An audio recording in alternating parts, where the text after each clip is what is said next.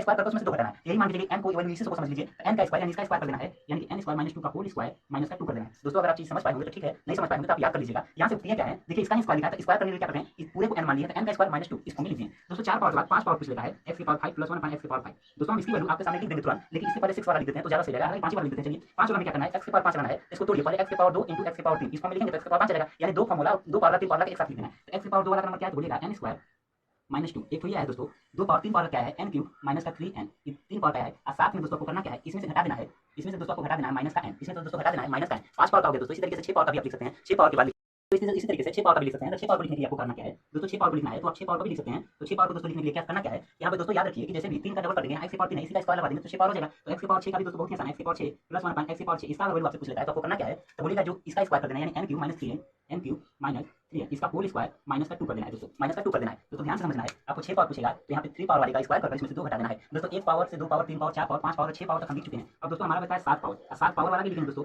7 power के बाद सवाल को दोस्तों आप तुरंत ही सॉल्व कर दीजिएगा। यहाँ से 7 पावर वाला लिखने का क्या तरीका है दोस्तों, x की पावर 7 प्लस 1 अपॉन x की पावर 7, इसका वैल्यू अगर आपसे दोस्तों पूछता है तो आपको करना क्या है, 7 पावर लाने के लिए 4 पावर और 3 पावर को जोड़ देना है, x की पावर 4 इंटू x की पावर 3, अगर जोड़ेंगे तो x की पावर 7 आ जाएगा। तो दोस्तों x की पावर 4 का वैल्यू कितना है, इतना यहाँ पे लिखा हुआ है, x की पावर 3 का वैल्यू कितना लिखा है यहाँ पे लिखा है, दोनों को एक साथ लिखकर इसमें से n घटा देना है। तो दोस्तों x की पावर 4 की वैल्यू और x की पावर 3, x की पावर 3 वाला वैल्यू लिख देते हैं, इसका है n क्यूब माइनस का 3n एक ब्रैकेट में, और दूसरे ब्रैकेट में इसको लिख देना है दोस्तों 4 पावर वाला यानी n स्क्वायर माइनस का 2, इसका होल स्क्वायर माइनस का 2। अब बाहर से दोस्तों इसमें